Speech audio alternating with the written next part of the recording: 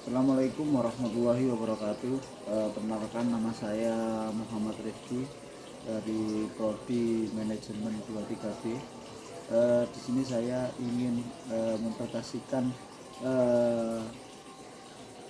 mengenai penjelasan dari ekonomi makro. Di antaranya ada beberapa fungsi, yaitu dibagi menjadi 3 fungsi. Yang pertama fungsi konsumsi, yang kedua fungsi tabungan, yang ketiga fungsi investasi. Oke, yang pertama fungsi konsumsi. Menurut Keynes ada hubungan antara konsumsi dan pendapatan, di mana hubungan tersebut bersifat positif. Semakin besar pendapatan, maka semakin besar pula pengeluaran konsumsi. Begitu pula dengan tabungan yang juga berhubungan dengan pendapatan, di mana untuk menghitung pendapatan nasional keseimbangan pada dua sektor di bawah ini dapat digunakan. Yang pertama, pendekatan pengeluaran atau expenditure approaches. Dengan pendekatan pengeluaran pendapatan nasional keseimbangan atau YE tercapai pada saat Y sama dengan C plus 1 plus I, di mana Y mengenai pendapatan nasional, sedangkan C adalah konsumsi, sedangkan I dilambangkan dengan investasi. Oke, dari contoh tabel di bawah ini, nomor 2 pendekatan injeksi kebocoran, dengan pendekatan injeksi kebocoran keseimbangan tercapai pada saat jumlah tabungan sama dengan jumlah investasi, atau dapat dituliskan I sama dengan S.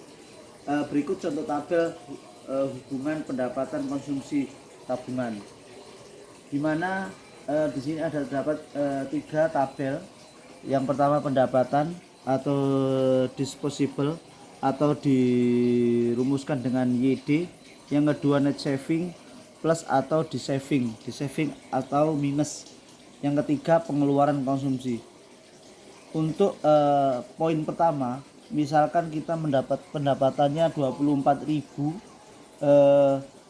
kita mengeluarkan 110 ya, dimana total pengeluaran konsumsi yang kita simulasikan menjadi 24.110. Artinya kita di sini minus 110. Dengan yang ke tabel kedua, kita mendapatkan misalkan per bulan 25.000 dengan total saving ataupun di saving kita 0. Artinya pengeluaran konsumsi yang kita lakukan mungkin masih stabil di angka 25.000, di mana poin yang ketiga 26.000 pendapatan kita dan net saving kita adalah 150. Artinya 26.000 dikurangi 150, sehingga pengeluaran konsumsi kita 25.850, dan seterusnya seperti contoh di bawah ini. Dan hubungan antara konsumsi C, pendapatan disable YD, dan dapat dilihat dari kurva tabel berikut ini, mana C dilambangkan mulai dari konsumsi 20, interval 22.000, 24, 26, 28.000. Artinya naiknya setara sekitar 2.000. Ini kita tarik 45 derajat secara kumulatif naik, dimana tabungan akan kita garis besari sama yaitu 28.000 rupiah. Berikut kurva konsumsi menurut Keynes. Artinya fungsi konsumsi di sini berbanding terbalik. Oke. Dari sumbu horizontal menunjukkan tingkat pendapatan dan sumbu vertikal menunjukkan pengeluaran konsumsi. Garis bantu 45 membagi 2 area, di mana 2 garis itu sama besar pada titik. Intinya konsumsi, namun di sisi lain konsumsi juga dipengaruhi oleh tabungan. di mana jika seseorang menabung dapat pendapatan tertentu akan mengurangi jumlah uang yang akan digunakan dikonsumsinya, sehingga konsumsi tersebut pendapatan akan bertambah, sehingga konsumsi yang bertambah dapat dituliskan sebagai C sama dengan Y dikurangi S atau C sama dengan Y ditambah S. Secara matematis, fungsi konsumsi diberikan sebagai berikut. C sama dengan C cos 1 CD, mana konsumsi C pengeluaran konsumsi, CO konsumsi otonom, hasrat. YD tingkat pendapatan disposable. CO merupakan konsumsi otomatis namun konsumsi yaitu besarnya pengeluaran konsumsi dapat didapatkan konsumen sebesar 0 atau dapat konsumen harus tetap mempertahankan hidupnya.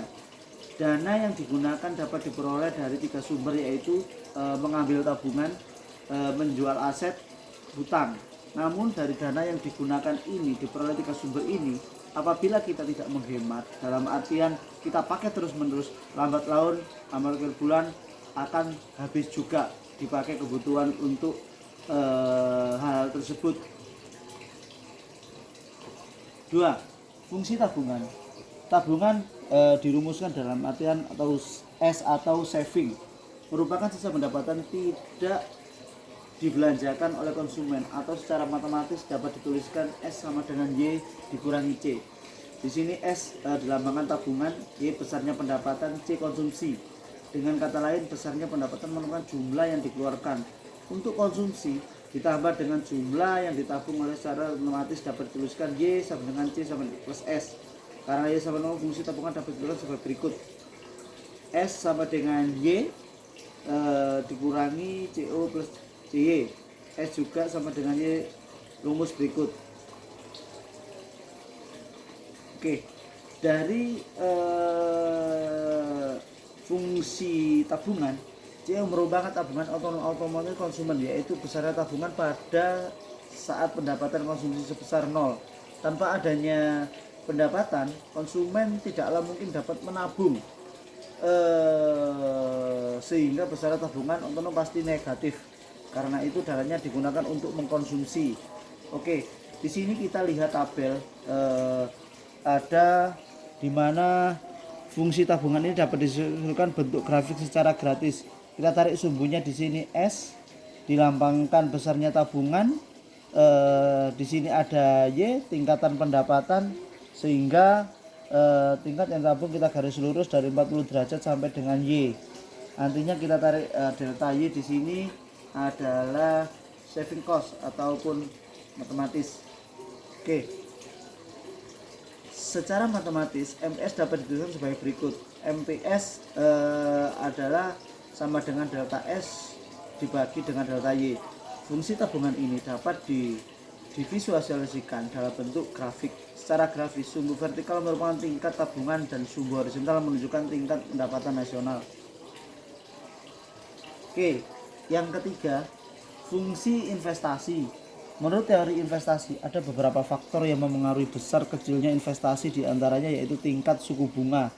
Artinya mungkin di sisi lain mungkin contohnya ya pinjaman antar bank itu biasanya dari sisi customer melihat dari tingkat suku bunganya.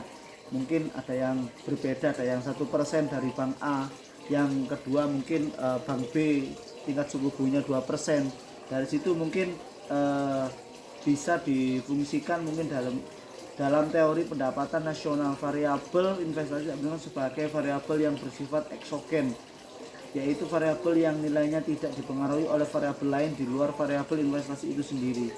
Sebaliknya, fungsi konsumsi tabungan merupakan variabel endogen atau variabel yang nilainya dipengaruhi oleh variabel di luar variabel konsumsi dan tabungan, yaitu pendapatan. Karena investasi merupakan variabel eksogen, maka persamaannya dapat ditulis 1I sama dengan I kosong. Oke, di sini kita gambarkan dalam bentuk grafik kurva investasi berbentuk garis horizontal. Contohnya kosong ini kita tarik garis horizontal sampai dengan Y, sampai dengan I, sama dengan kita garis secara investasi. Kurva investasi adalah 0. Hal ini dikarenakan investasi sebagai variabel eksogen. Dari variabel nanti ininya tetap mungkin dalaman 0, 1, 2 ininya konstan secara vertikal. Oke, mungkin presentasi yang bisa saya sampaikan, kurang lebihnya barangkali ada kekurangan. Sekian, terima kasih. Assalamualaikum warahmatullahi wabarakatuh.